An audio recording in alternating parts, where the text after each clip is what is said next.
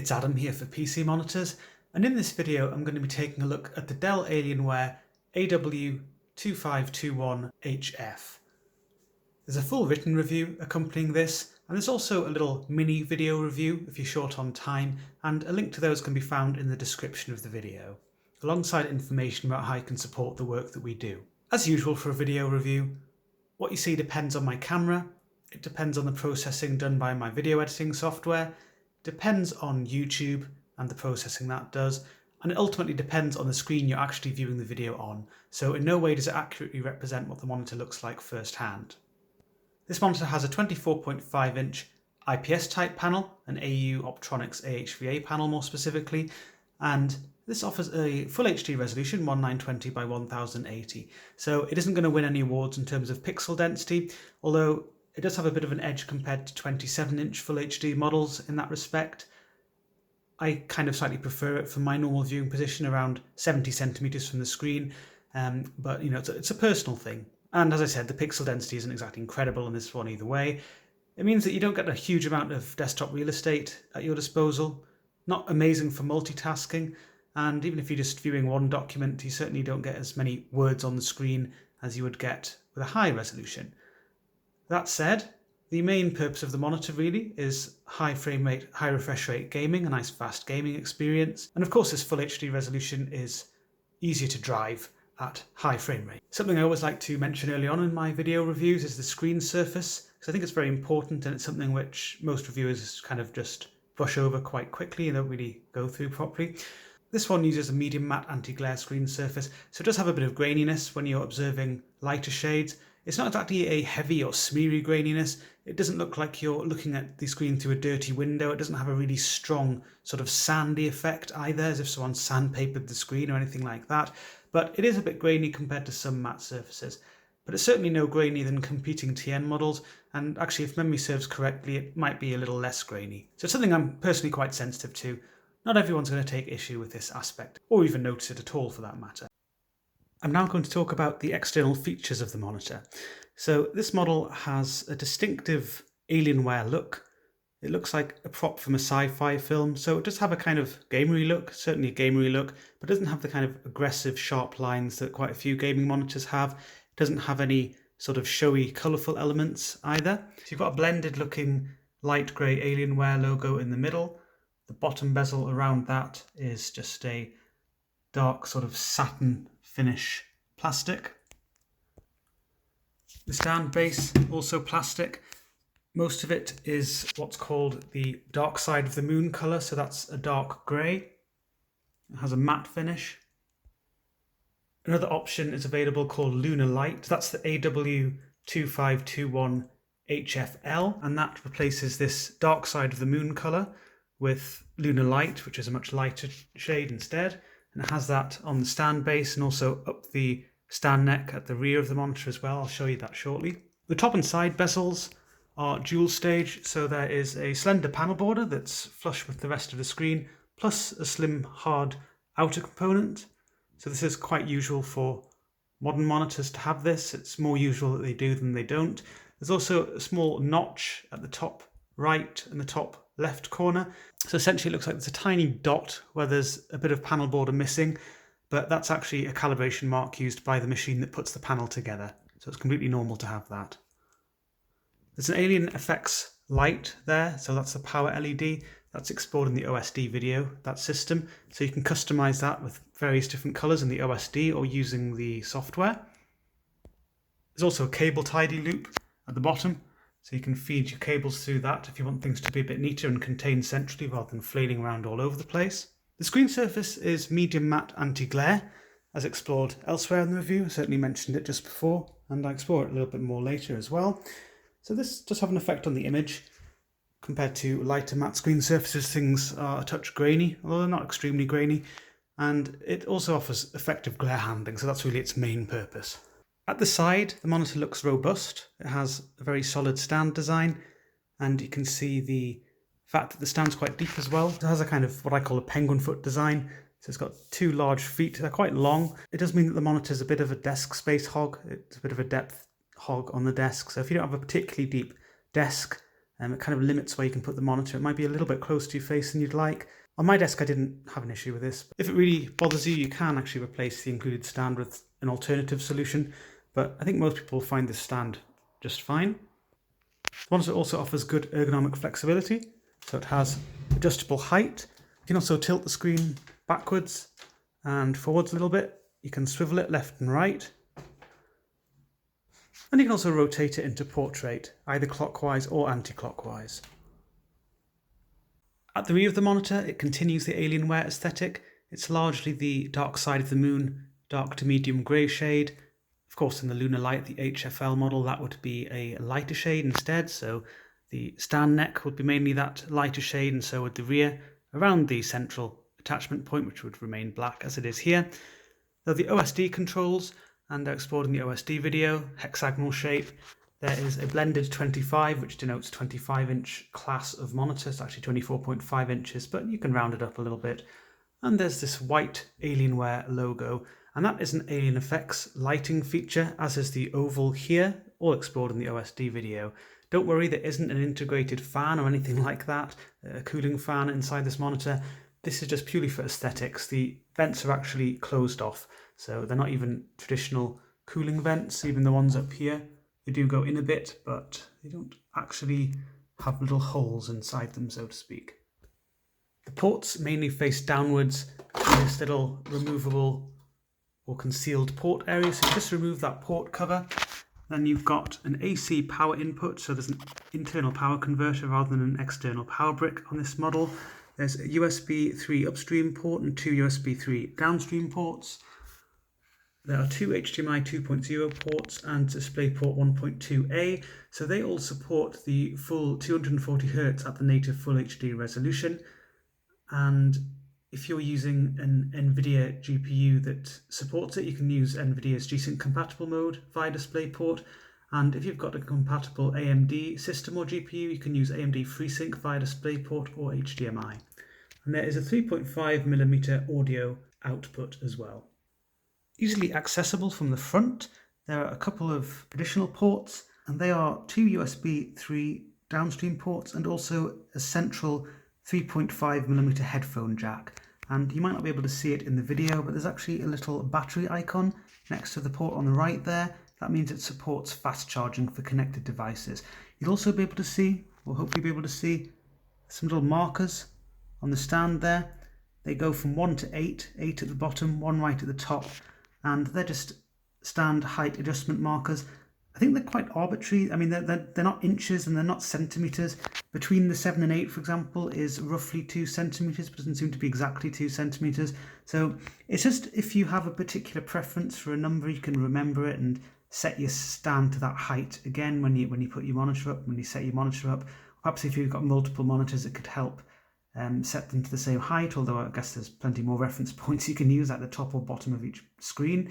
So it's a bit of a strange one because it's, as you can see, very well blended and you can't really see it most of the time anyway, but it is there if you want to use it as a reference. Just a final thing to note here, the included stand attaches with a quick release mechanism, so if you press that little shiny hexagon there, the stand can be easily detached from the screen, or more to the point, the screen can be easily attached from the stand. That will reveal 100 by 100mm VESA holes for alternative mounting. I'm now on Shadow of the Tomb Raider, and I'm going to talk about the contrast performance of the monitor.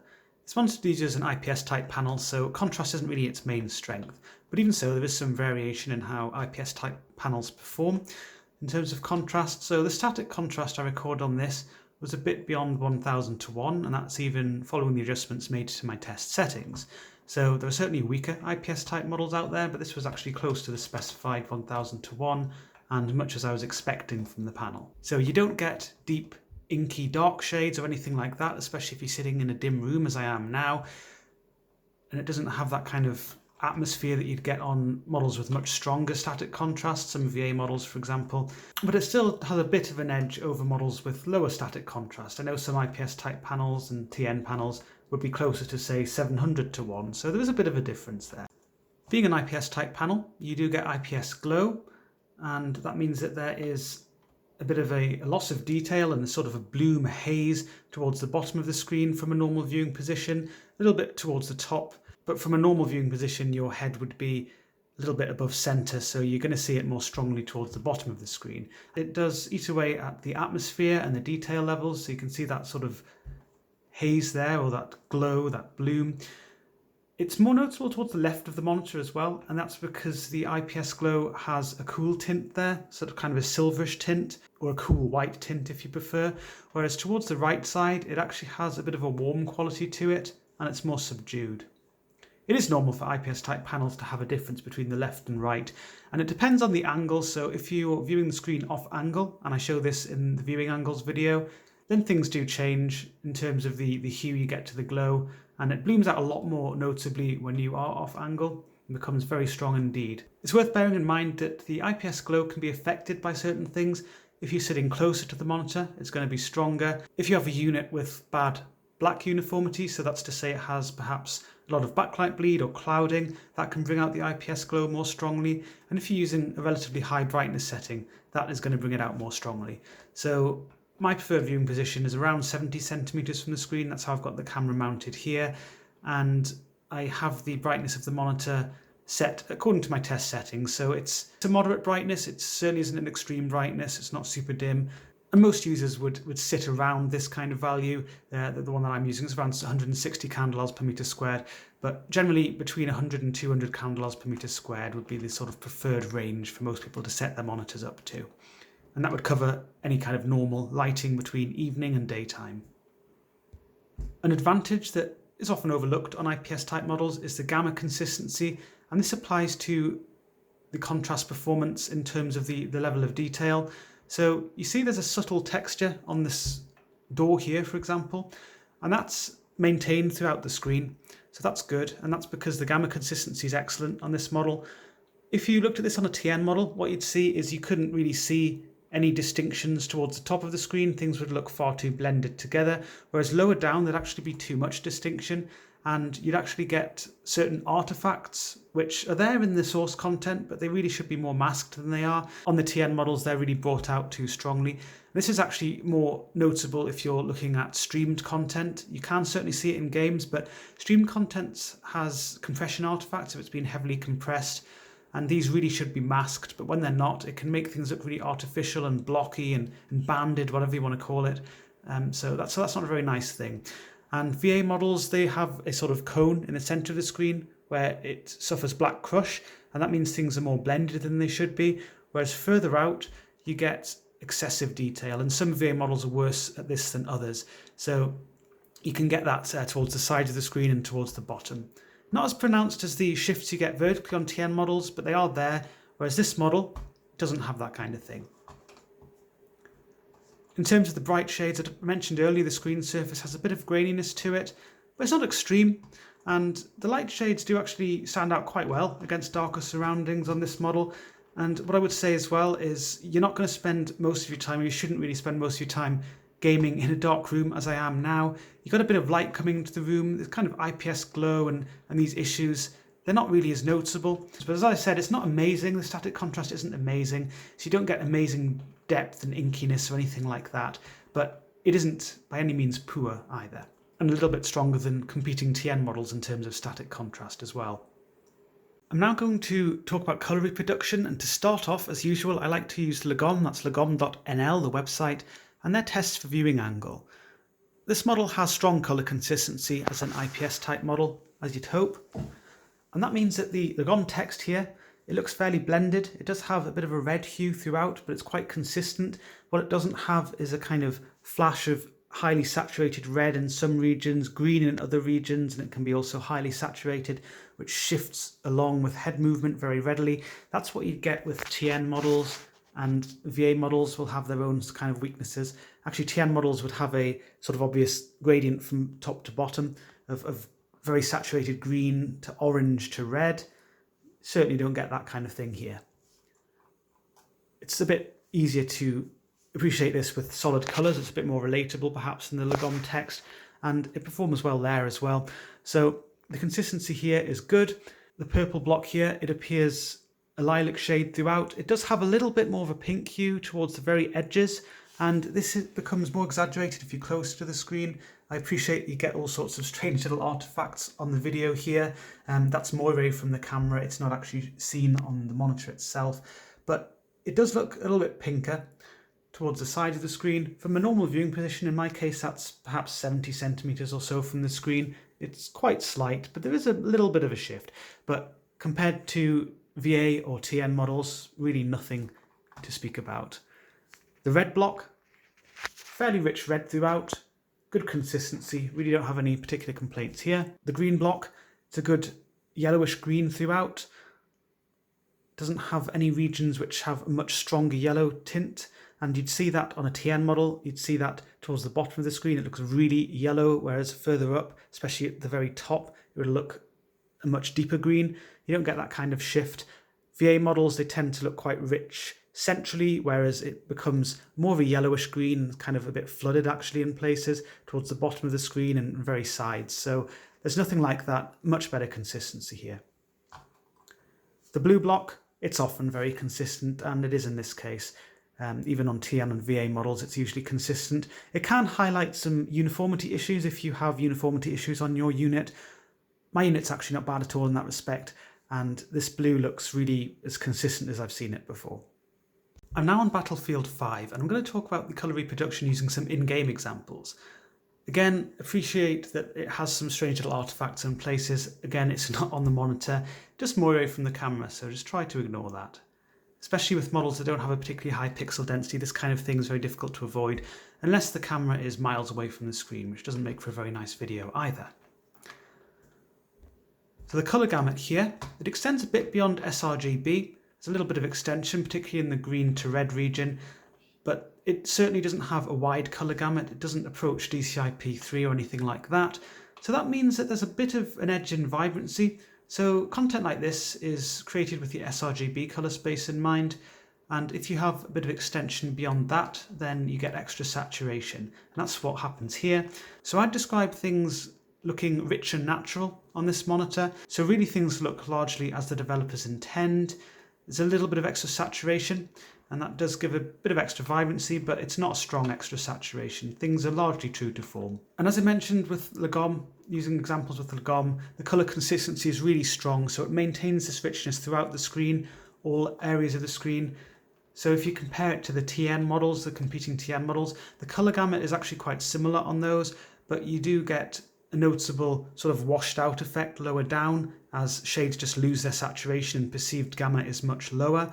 Whereas higher up the screen, perceived gamma is far too high, things look too deep. This is way more consistent than that. Of course, again, with many things, it's subjective. Not everyone will notice this, especially when they're gaming, but if you've got a keen eye like I do, it is something which can be appreciated. So the autumnal browns, they have a nice varied look, some nice reddish browns as well. Something I often find with models with a particularly wide colour gamut. The log here tends to have too much of a red hue for the wood there, and that's because the wide colour gamut just overemphasises the red hues too much, brings them out too much, and you lose the neutrality of this rich brown shade. So this, instead, it does look rich and it has a slight reddish hue, but it's supposed to have a very slight reddish hue anyway. It's a little bit stronger because of the colour gamut, it's a little bit stronger than just sRGB would be, but really it's fairly true to form. It's only a slight extra reddening.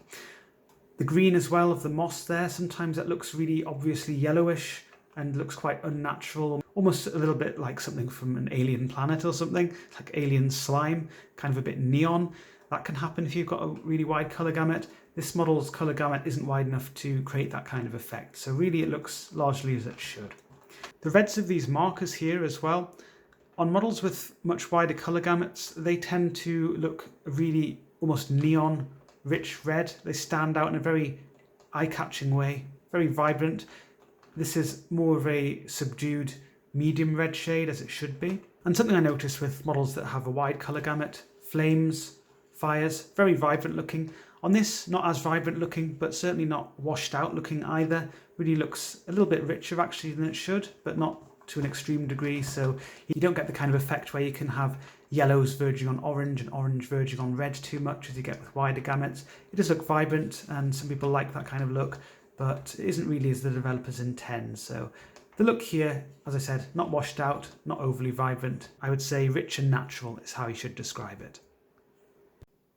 I'm back on Battlefield 5 and I'm going to talk about the responsiveness of the monitor. This monitor has a 240Hz refresh rate, so that means it's pumping out up to 4 times as much information as a 60Hz monitor and twice as much as a 120Hz monitor. You get the idea, it's a nice high refresh rate.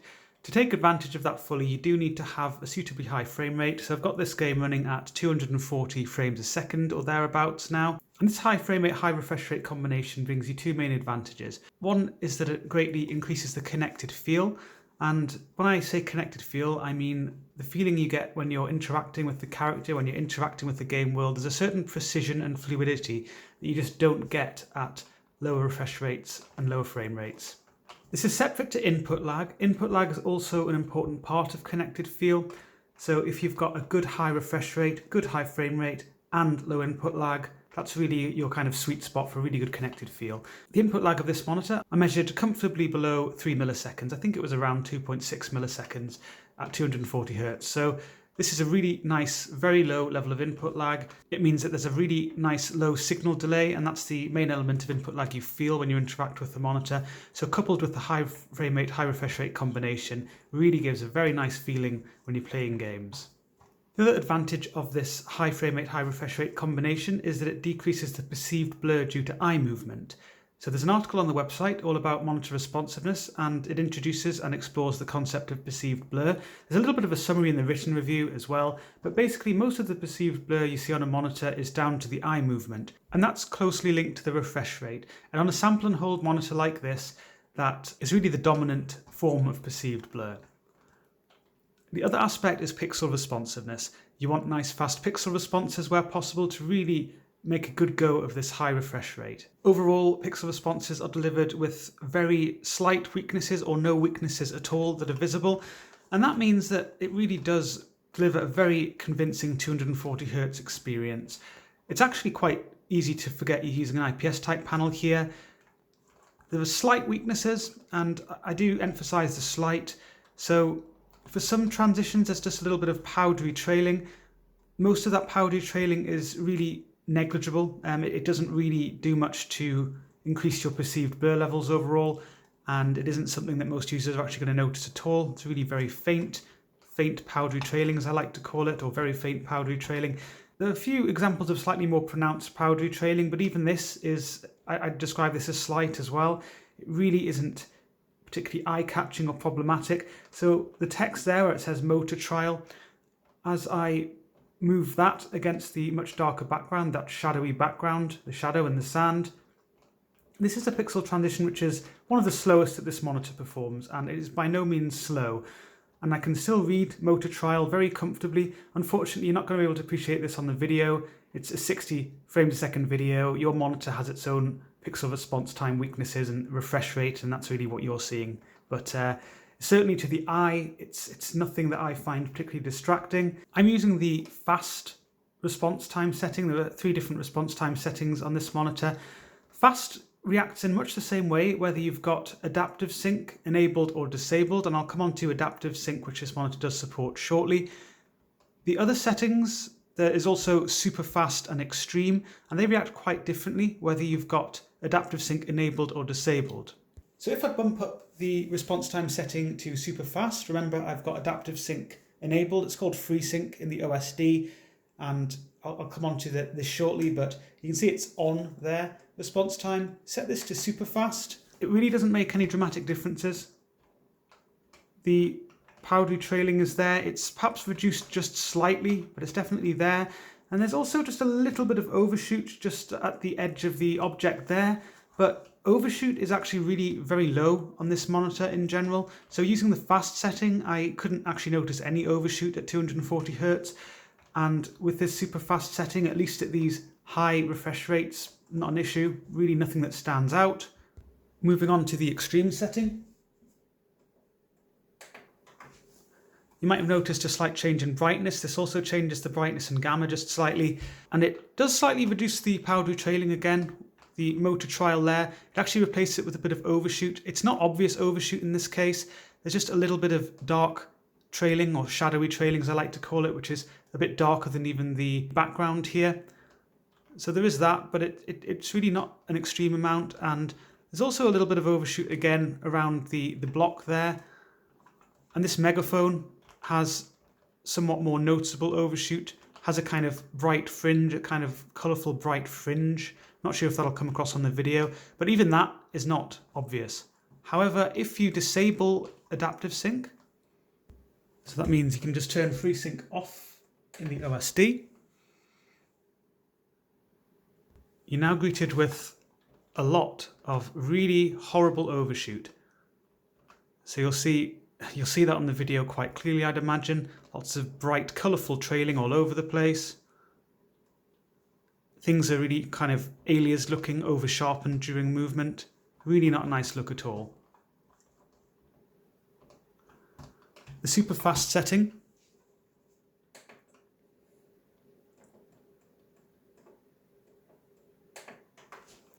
That tones this down a bit, but it's still definitely there. It really isn't very attractive. Looks very artificial and weird. Quite eye-catching. And now back to the fast setting. Again, FreeSync's off now. Adaptive sync's off, I should say. The fast setting with adaptive sync off is actually very similar to with it on. There aren't any pronounced differences. I mean, there are very slight differences, but really I'm splitting hairs by trying to even talk about these. It's just very slight differences. It's very similar overall. And that's to say a really nice 240Hz experience without loads of nasty overshoot. Now the powdery trailing I was referring to here, if you look at the older generation TN models, they actually had this, and actually it was more noticeable on those ones. So we reviewed a couple, the ViewSonic XG2530 I think it is, I might have forgotten that, sorry if I gave you the wrong model number there, and also the AOC AG251FG I think it was. It's been a long time since I've really looked at these model codes, so I could have got them completely wrong. But basically these had the original 240Hz TN panel, and this had some more pronounced weaknesses than this actually. I think this does a better job overall than the original TN models. The newer generation TN panels, so we've reviewed the Acer XN253QX, that is really very fast. It does have more overshoot than this model, but the slight powdery trailing here, you don't get that, but it's not a huge difference, and I would recommend you look at the pursuit photographs in the written review, in the responsiveness section of the written review, because we explore a bit of a comparison between this model and that one, and we also look at various different refresh rates and different overdrive settings, so really would recommend looking at that. I'm now on a different scene on Battlefield 5, and you'll see that my frame rate has dropped a lot. That's because I've upped the graphics settings, and this scene is also more demanding than the one I was showing you before. I have enabled adaptive sync as well. I think you've probably worked out by now this monitor does support adaptive sync. That means you can use FreeSync if you've got an AMD GPU that supports that technology, or a system that supports it. Or you can use NVIDIA's G-Sync compatible mode if you've got a compatible NVIDIA GPU. I'm using a GTX 1080 Ti just at the moment, so I'm using NVIDIA's G-Sync compatible mode, and it worked in much the same way as FreeSync on this model. There was a slight difference in the flow of operation, and I'll come on to that shortly, but the overall technology worked really well, and it gets rid of tearing and stuttering. So if I didn't have the technology enabled and I was using V-Sync, I'd get obvious stuttering. It's obvious to me, it really stands out, and it's something I don't like at all. Whereas if I had V-Sync disabled as well, I'd get obvious tearing, and again, obvious to me and people who are sensitive to that. So it's really nice not having those kind of interruptions. Very much appreciate it. But you'll see that the frame rate is now around 170, 160, kind of all over the place, between 140 and 170 more or less. So I do notice a drop off in connected feel and an increase in perceived blur because of this reduction in frame rate. So the 240Hz refresh rate is certainly good, and you do notice, or at least sensitive users like myself, you will notice that there is an improvement in terms of your lower perceived blur and improved connected feel coming from even 144Hz. But this is still quite a high frame rate and high refresh rate, so it's by no means poor in either respect. And again, I would certainly recommend looking at the pursuit photographs in the written review, because they'll give you a really nice idea of the actual differences in perceived blur between these refresh rates. Another thing to be aware of with adaptive sync, the overshoot I was saying before, very low at 240Hz. It's also low at these kind of refresh rates as well. There's a little bit just behind the flag post there and the tree, just a little bit of halo trailing, but it really doesn't stand out. It's not obvious. I've certainly seen a lot more obvious examples than this using adaptive sync on other monitors. However, if I turn on to the super fast response time setting,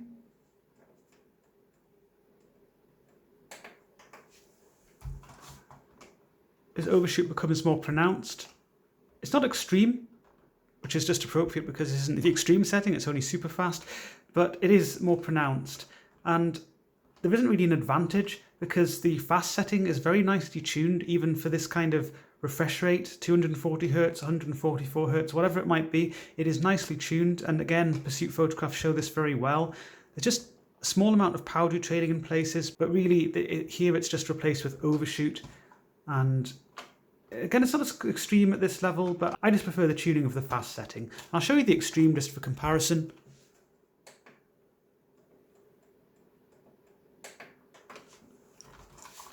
The overshoot is now more pronounced, and I wouldn't say it's super obvious. I mean, there is quite a lot actually behind the tree there, to the left of the tree. I don't know if that'll come out on the video. Around the makeshift roof there as well. It's just a bit more eye-catching, and again, it doesn't really give you any proper benefit, so I would just stick to the fast setting personally. I've got it back to my preferred fast setting. I've increased the graphics settings further, so you can see that the frame rate is between 80 and 90 frames a second. Remember, the frame rate counter is in the top right there, the little green display. And the overshoot is more noticeable now, but it's not what I'd describe as extreme by any means. Some people won't really notice it, even at this kind of level. So yes, it is certainly more eye-catching than it is at high refresh rates, but it's not something which I find particularly bothersome myself here, whereas on some adaptive sync monitors it can be. Unlike monitors with NVIDIA's G-Sync module, they actually feature variable overdrive, and it's very effectively tuned to a broad range of different refresh rates. On adaptive sync monitors like this, what you typically find is it's tuned really to the maximum refresh rate, 240 Hz in this case, and as the refresh rate decreases, because your frame rate's decreasing if you've got adaptive sync enabled, you will see an increase in this overshoot. On some models it really can become quite overbearing. If I change to the super fast setting, which if you recall at 240 Hz, there was really nothing to speak of in terms of overshoot. It was actually very similar to the fast setting overall. That overshoot is now a lot more pronounced. It's actually very eye-catching in places. Really very bright halo trailing behind the tree.